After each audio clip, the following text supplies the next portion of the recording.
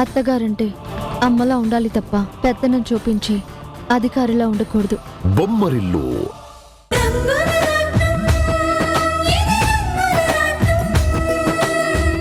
నాకు ఎంతో మంచిదానిలా కనిపించే సీతలో ఇలా మరో కోణం ఉంది అని తెలిసి తట్టుకోవడం చాలా కష్టంగా ఉంది సీత.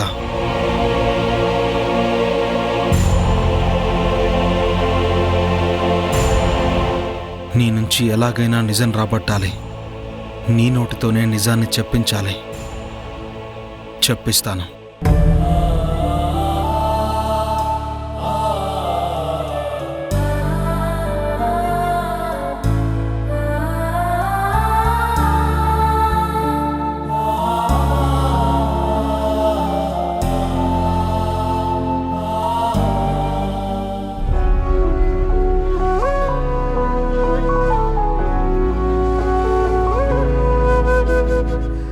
మీకు టీ తీసుకురమ్మంటారా? పర్లేదు సీత. నాకన్నా ముందు వంశీ వచ్చాడు కదా, ముందు తన సంగతి చూడు, తర్వాత నా సంగతి ఆలోచించొచ్చు. వంశీ రాలేదండి. తను రాలేడు కదా, నేనే తీసుకొచ్చాను. ఎప్పుడూ గదిలోనే ఉంటే తనకి ఇబ్బందిగా ఉంటుంది కదా, అందుకే ఇలా బయటికి తీసుకొస్తే తనకి కాస్త ప్రశాంతంగా ఉంటుందని తీసుకొచ్చాను. వంశీ విషయంలో నువ్వు చాలా జాగ్రత్తగా ఉంటున్నావు సీత. ఆ విషయం నాకు తెలుసు. కానీ నువ్వు వంశీని ఎంత కేర్ఫుల్గా చూసుకుంటున్నావో ఇప్పుడిప్పుడే తెలుస్తోంది. తనని మామూలు మనిషిని చెయ్యాలని మనం అనుకున్నాం కదండి. నేను అదే ప్రయత్నంలో ఉన్నాను. అవును సీత, నువ్వు చాలా గొప్ప ప్రయత్నం చేస్తున్నావు. అందుకే కదా తనిక్కడ ఉండాలని, బాగుండాలని, కోర్టు నుంచి కూడా తనని ఎక్కడికి పంపించొద్దని ఆర్డర్ తీసుకొచ్చావు. Really you're great. మీ సహాయం లేకపోతే నేను ఇదంతా చెయ్యగలిగేదాన్నా? తప్పకుండా సీత, నా సాయం ఎప్పుడూ నీకుంటుంది. మన పెళ్లి దగ్గర పడుతుంది కదా, నాకు తెలిసిన వాళ్ళందరికీ కార్డు ఇచ్చేశాను. అందరినీ రమ్మని కూడా చెప్పాను. మరి నువ్వు నన్ను ఒక్క కార్డు కూడా అడగలేదు. నువ్వెవరికి కార్డులు కూడా పంచుకోవా? నా జీవితం అజ్ఞాతంలో ఉంది అని మీకు కూడా తెలుసు కదండి. నా వాళ్ళంటూ నాకు ఎవ్వరూ లేరు. ప్రియా, మీరు, ఈ కుటుంబం తప్ప నాకింకెవరున్నారు? అదేంటి సీత, ఎవరికి ఎవరూ లేకుండా ఎలా ఉంటారు? నువ్విక్కడికి వచ్చాక మేమంతా నీవాళ్ళమయ్యాం గాని నువ్విక్కడికి రాకముందుకు నువ్వెక్కడో ఒక దగ్గర బ్రతికావు కదా. అప్పుడు నీవాళ్లతోనే ఉన్నావు కదా. నిన్ను పెంచారు, చదివించారు. అక్క, అన్న, తమ్ముడు, ఇలా ఎవరో ఒకరు ఉండే ఉంటారు కదా. చివరికి నిన్ను ప్రేమించిన వాళ్ళైనా సరే ఎవరో ఒకళ్ళు ఉండే ఉంటారు కదా.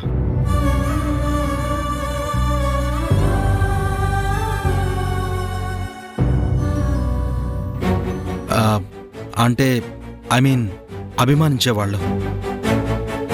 అభిమానాన్ని కూడా ఒక రకంగా ప్రేమ అని చెప్పొచ్చు. ప్రేమని కూడా అభిమానంగా పోల్చొచ్చు. రెండింట్లో తప్పేం లేదు. అలా ఎవరో ఒకళ్ళు ఉండే ఉంటారు కదా. అలాంటి వాళ్లకు నువ్వు దూరంగా ఉంటున్నావు. నేను కాదు అనను, కానీ నిన్ను అభిమానించే వాళ్ళు, నీ వాళ్ళు నువ్వు దూరమైనందుకు ఎంత బాధపడుతుంటారో ఒక్కసారి ఊహించుకో.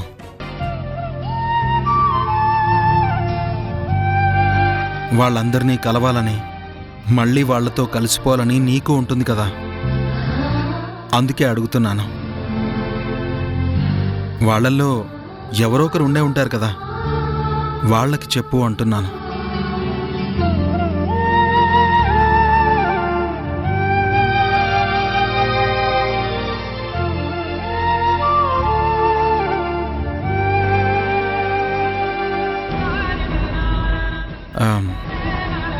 అదేంటి సీత, నేనిక్కడ మాట్లాడుతుంటే నువ్వు అటు తిరిగిపోయావు. నా మాట ఇష్టం లేదా, లేదా ఇంకేమైనా ఇబ్బంది పడుతున్నావా?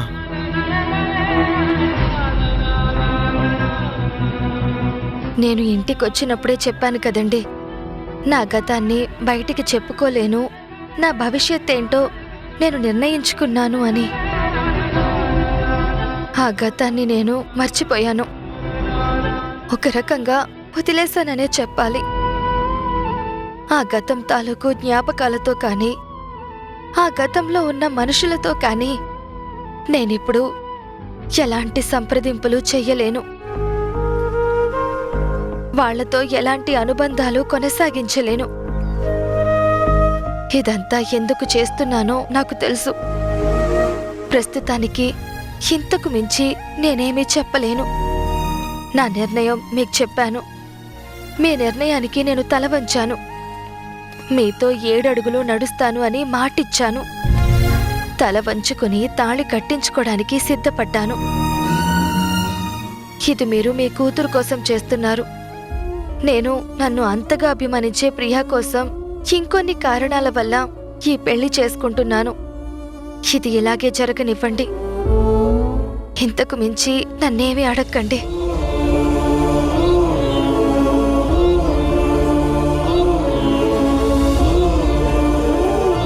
వంశీ,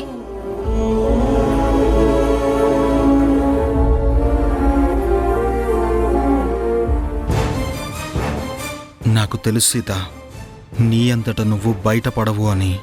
కానీ నీతో నిజం ఎలా చెప్పించాలో నాకు బాగా తెలుసు. తప్పకుండా చెప్పిస్తాను, చెప్పించి తీరుతాను.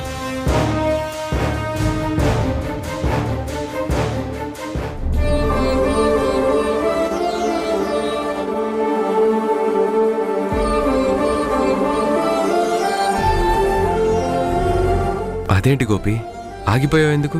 లోపలికి పద. లేదు బావా, అక్క మాటలు కాదని నేను లోపలికి రాలేను. నేను నా భార్యతోనే కలిసి ఈ ఇంట్లో ఉండాలి. కానీ అది జరగాలంటే మా అక్కని బాధ పెట్టిన వాళ్ళు తన దగ్గరకొచ్చి క్షమాపణ అడగకుండా నా జీవితంలోకి రాలేదు అన్నది నా నిర్ణయం. నా నిర్ణయానికి నేను కట్టుబడినట్టే అక్క నిర్ణయాన్ని కూడా నేను కాదు అనలేను. అందుకే ఇంట్లోకి రాలేను. నా రాణి మనసేంటో నాకు తెలుసు గోపి. తనతో జీవితాన్ని పంచుకున్న మనిషిననే కాదు, తనని పూర్తిగా చదివిన మనిషిగా చెప్తున్నాను. రాణి నీ మీద కోపంతో వెళ్ళిపోమని చెప్పిందంటే కారణం, అలాగైనా సరే నువ్వు సుష్మాకి దగ్గరవుతావనే కానీ మిమ్మల్ని దూరం చేసుకొని రాణి బ్రతకలేదు. అదీకాక ఇప్పుడు నీకిలా జరిగిందని రాణికి తెలిస్తే తనంత బాధపడుతుందో కూడా నాకు తెలుసు. ఇంకేం ఆలోచించుకో, లోపలికి పద.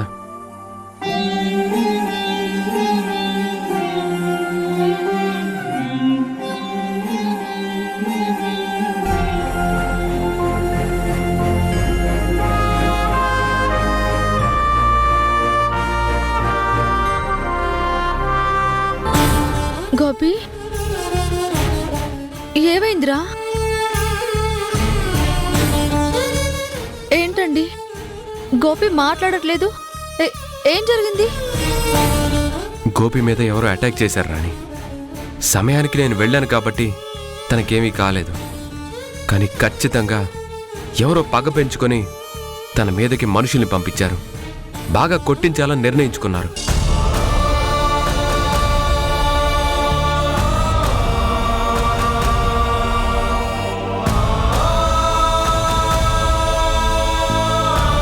ఊరుకోక, నాకేం కాలేదు కదా.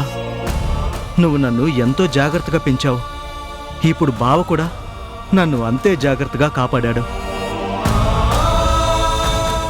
మీ ఇద్దరు ఉండగా నాకేం జరుగుతుంది? నువ్వు ఎవరికి అపకారం చేయని మనిషివి కదరా. మరి నిన్ను కొట్టించాల్సిన అవసరం ఎవరికుంది?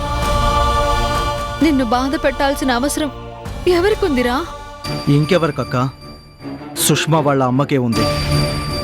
మనిషిని కంట్రోల్లోకి తెచ్చుకోవడానికి ఆవిడ ఎంతకైనా దిగజారుతుంది, ఎంత పనైనా చేస్తుంది. కూతురు జీవితం ఏమవుతుందో అని ఆలోచించకుండా నా మీద కేసులు పెట్టించిన గొప్ప వ్యక్తితనం. అలాంటి మనిషి ఈరోజు ఇలాంటి పని చేయించింది అనుకోవటంలో ఎలాంటి అనుమానము లేదు.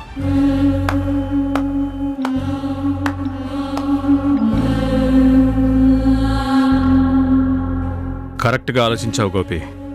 నువ్వు చదువుకున్న చదువు, నీ తెలివితేటలు నిన్ను ఎంత చురుగ్గా ఉంచుతాయో ఈ ఒక్క మాటతో తేలిపోయింది. నువ్వు చెప్పింది 100% నిజం. నీ మీద అటాక్ చేయించింది ఎవరో కాదు, నా భార్య అని చెప్పుకోవడానికి నాకే సిగ్గేస్తుంది. ఇన్నేళ్ల మా జీవితంలో తన మనసుని నేను మార్చలేకపోయాను. అది మీతో ఎలా చెప్పాలో కూడా నాకు అర్థం కావడం లేదు. కూతురు జీవితం గురించి ఆలోచించవలసిన ఒక తల్లిలా కాకుండా నిన్ను కంట్రోల్లోకి తీసుకురావడానికి తను ఇంత నీచానికి తెగించింది. నీ మీద రౌడీలతో అటాక్ చేయించింది. అదేంటండి, మీ ఇంట్లో ఇంతలా జరుగుతుంటే మరి మీరేం చేయలేదా? చాలా వరకు ఇంటి విషయాలు బయట వాళ్ళందరికీ తెలిసాకే ఇంటి యజమానికి తెలుస్తుంది. అది కొన్ని ఇళ్లల్లో ఉండే దౌర్భాగ్యపు పరిస్థితి. దాన్ని ఎవరూ మార్చలేరు. ఇప్పుడు కూడా మా ఆవిడ మాట్లాడుతున్నప్పుడు నేను విన్నాను. నాకు అనుమానం వచ్చింది. తను గోపి గురించే ఇలా చేస్తుందని తెలుసుకున్నాను. కానీ తాళి కట్టిన భర్తను కదా, ఇన్నేళ్లుగా భరిస్తూనే వచ్చాను. తను చేసే పాపాల్ని నేను సహిస్తూనే వచ్చాను. చివరికి ఏమీ చేయలేక నిస్సహాయ స్థితిలో నిలబడిపోయాను. అయినా సరే గోపికి ఏం కాకూడదని నేను కలెక్టరేట్కి వెళ్ళాను. తను అప్పటికే బయటికి వెళ్ళిపోయాడు. ఖచ్చితంగా తను ఇక్కడికే వచ్చి ఉంటాడనే నమ్మకంతోనే నేనిక్కడికి వచ్చాను. చూడు గోపి, మీ అత్తయ్య తన పంతాన్ని నెగ్గించుకోవడానికి ఎంతవరకైనా దిగజారుతుంది. ఆ బుద్ధిని ఎవరు మార్చలేరు. నువ్వు ఒంటరిగా ఎక్కడికి బయటికి వెళ్ళొద్దు. మీ సెక్యూరిటీతో నువ్వు ఇక్కడ ఉండడమే మంచిదని నా అభిప్రాయం. నీ వాళ్లతో నువ్వు ఉండు. కానీ ఒకటి గుర్తుపెట్టుకో, నా కూతురు సుష్మా చెడ్డది కాదు. తల్లి చెప్పే చెప్పుడు మాటలు వినే ఒక అమాయకురాలు. ఆ నిజాన్ని ఏ రోజైతే తను తెలుసుకుంటుందో ఆ రోజు మీ విషయంలో ఎంత తప్పు చేసిందో కూడా తను తెలుసుకుంటుంది. అప్పుడు నా కూతుర్ని క్షమించి నీ జీవితంలోకి ఆహ్వానించు. మీలాంటి ఒక ఉత్తమమైన కుటుంబంలో నా కూతురు ఉంటే తన భవిష్యత్తు బావుంటుందని నేను ఈ పెళ్లి చేశాను. తల్లి మాటలు వింటూ తన కాపురాన్ని తనే నాశనం చేసుకోవడానికి సిద్ధపడుతోంది. కానీ ఎల్లకాలం ఇలా ఉండిపోదు. ఏదో ఒకరోజు పరిస్థితి తప్పకుండా మారుతుంది. దయచేసి నా కూతుర్ని మాత్రం క్షమించు. మామయ్య, సుష్మాని వదిలేయాలని నాకు లేదు. తను నాతో ఉండాలనే ఉంది. కానీ మంచి వాళ్ళెవరో ముంచే వాళ్ళెవరో తెలుసుకోవాలన్నదే నా కోరిక. అక్క మమ్మల్ని కలపాలని కోరుకుంటుంది. అలాంటి మా అక్క మీద తను శత్రుత్వాన్ని పెంచుకుంది. అది నాకు నచ్చలేదు.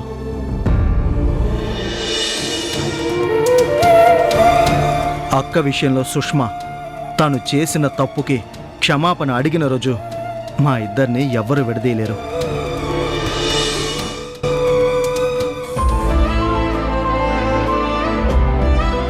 చూడండి సార్, మీరు చాలా గొప్పవారు. మీది చాలా పెద్దింటి కుటుంబం. మీ ఇంటి నుంచి మాకు సంబంధం వచ్చిందని మేమెంతో సంతోషపడ్డాము. ఈ పెళ్లి జరిగితే వాళ్ళు బాగుంటారని నేనెంతో ఊహించుకున్నాను. కానీ ఇలా జరుగుతుందని కలలో కూడా అనుకోలేదు. సార్, నేను మీకు మాటిస్తున్నాను, మీ కూతురి జీవితం మాత్రం ఎప్పటికీ అన్యాయం కాదు. నా తమ్ముడు తనకు అన్యాయం చేయడు. చాలమ్మా, ఈ మాట నాకు చాలు. కానీ వాళ్ళు మారరు. మారేలా చెయ్యాలి. అప్పుడే జీవితంలో ఉండే ఆనందమేంటో, అయిన వాళ్ళ మధ్య ఉండే అనుబంధం ఏంటో వాళ్ళకి తెలిసొస్తుంది. ఆ రోజు కోసం ప్రతిరోజు ఎదురు చూస్తూనే ఉంటాను.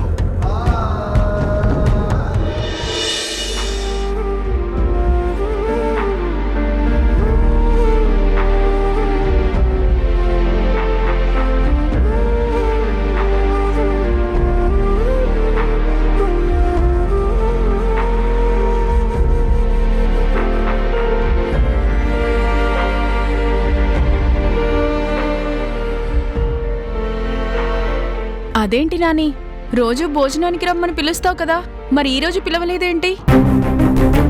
ఎవరు ఎప్పుడు ఎలా మారుతున్నారో నాకైతే అర్థం కావడం లేదు. ఎవరు ఎలా ప్రవర్తిస్తున్నారో నాకు అర్థం కావడం లేదు. అందుకే ఎవరికి ఆకలేస్తే వాళ్ళు వస్తారని నేనైతే వంట చేసి పెట్టేశాను. నువ్వు మనసులో ఏదో పెట్టుకొని మాట్లాడుతున్నట్టున్నావు. నా మనసులో ఏముంటుంది? నా మాటకు విలువేముంటుంది? వర్షాని ఇంట్లోంచి పంపించొద్దు అని చెప్పాను, విన్నావా? ఇప్పుడు ఆయన్ని భోజనానికి రండి అని పిలిచాను. నాకు ఆకలిగా లేదు అన్నారు. అసలే మీ ఆరోగ్యం బాలేదు కదా, తినకపోతే ఎలా? టాబ్లెట్స్ కూడా వేసుకోవాలి అన్నాను. ఆ సంగతి నాకు తెలీదా? నువ్వేం నాకు చెప్పకు అని నన్ను కోప్పడుతున్నారు. అందుకే ఎవరితో మాట్లాడితే ఏం కోపం వస్తుందో నాకైతే అర్థం కావడం లేదు. అందుకే ఎవరొస్తే భోజనం పెడదామా అని ఇక్కడ కూర్చున్నాను. మీరొచ్చారుగా, మీకు భోజనం పెడతాను, కూర్చోండి. అంటే ఏంటి నాని, తాతి తినకుండా మేం తింటామనుకున్నావా? తాతి ఎందుకు రారో నేను చూస్తాను. నేనే వెళ్ళి తాతిని తీసుకొస్తాను.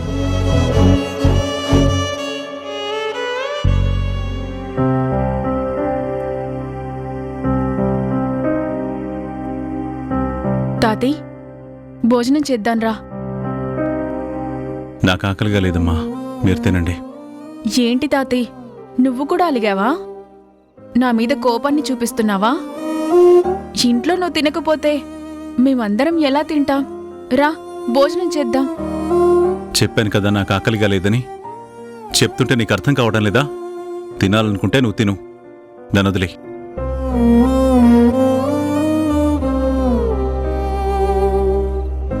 చూస్తున్నావుగా, పొద్దుట్నుంచి ఇదే వరుస. ఆయనేమీ తినలేదు. అడిగితే ఇలాగే అరుస్తున్నారు. అందుకే ఏం చేయాలో అర్థం కాక నేను ఊరుకున్నాను. ఏమీ తినకపోతే బీపీ ఎక్కువ తక్కువ అవుతుంది. అది మంచిది కాదని డాక్టర్ కూడా చెప్పారు. తినండి అంటే మాత్రం వినిపించుకోవడం లేదు.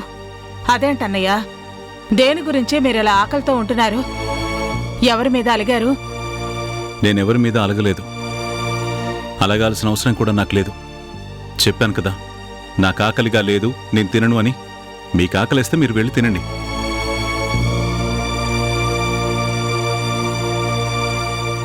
నాకు అర్థమైంది తాతి, నువ్విదంతా ఎందుకు చేస్తున్నావో నాకు బాగా అర్థమైంది.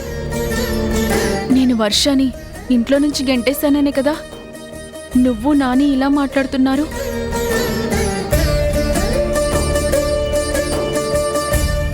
నా జీవితంతో ఆడుకోవాలనుకునేదాన్ని నేనే గెంటేశాను. అందులో నాకేం తప్పు కనిపించడం లేదు. దాని గురించి మీరిలా తిండి మానేయడం నాకేం నచ్చలేదు తాతి. నా మీద నీకు ఏమాత్రం ప్రేమ అభిమానం ఉన్నా వచ్చి భోజనం చే తాతి. రా తాతి, రా. ఏంటి సమంత, అంతా నీ ఇష్టమేనా? ఈ ఇంట్లో నువ్వు ఏమనుకుంటే అది జరిగిపోవాలా? మాకంటూ ఏ ఇష్టాలు ఉండవా? అయినా చెప్తున్నాను కదా నాకు ఆకలిగా లేదని. ఏంటి పూర్ణ, నువ్వు చెప్తే నేను వినిపించుకోలేదని సమంతను పంపించావా? ఇప్పుడు సమంత వచ్చి నన్ను తీసుకెళ్లాలా? నేను తినను తినను అని పదే పదే చెప్పాలా? ఒకసారి చెప్తే ఎవరికి అర్థం కావట్లేదా మీకు? చెప్పేది మీకే. నాకు తినాలని లేదు, నేను తినను. మీరేం చేసుకుంటారో చేసుకోండి. ఏమండి, సమంత బీపీ పెరిగినట్టుంది, ముందు టాబ్లెట్ ఇవ్వమ్మా. ఏమండి, కూర్చోండి కూర్చోండి.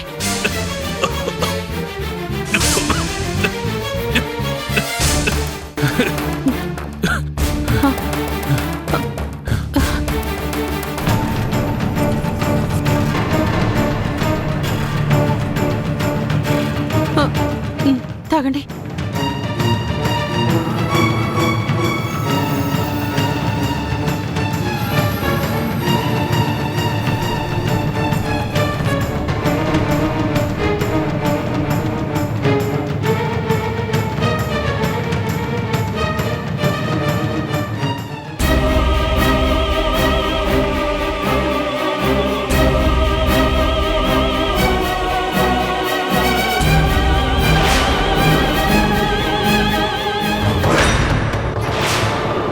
ఏమండి, ఏమండి, ఏమండి, ఏమండి తాతి ఏమండి అన్నయ్య ఏమండి అన్నయ్య ఏమండి ఏమైందండి లేవండి ఏమండి తాతి ఏమైంది తాతి?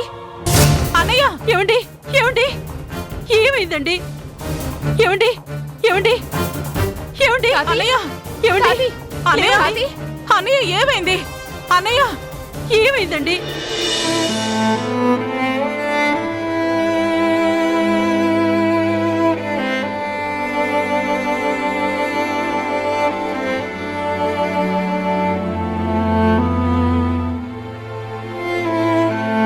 ఏంటి డాక్టర్ ఎందుకు అలా అయింది? ఇంతవరకు బాగానే ఉన్నారు, కానీ ఒక టాబ్లెట్ వేసుకున్నాక 5 నిమిషాల్లోనే అలా పడిపోయారు. మాకు చాలా భయం వేసింది. ఏమైంది డాక్టర్? ఏంటి మేడం మీరనేది? టాబ్లెట్ వేసుకున్నాక పడిపోయారా? ఆ, ఏం టాబ్లెట్ వేశారు? సమంత ఇదిగోండి డాక్టర్.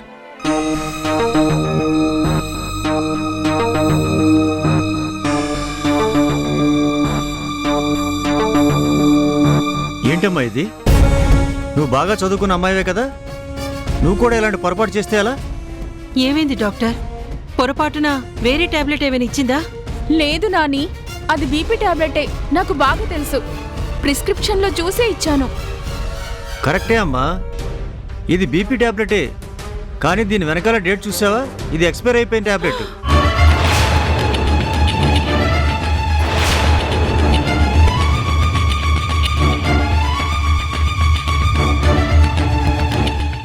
ఈ టాబ్లెట్ వేయచ్చా? అసలే ఒంట్లో బాలేదు కదా, ఇలాంటి మనిషికి ఈ టాబ్లెట్ వేస్తే ఎంత ప్రమాదం?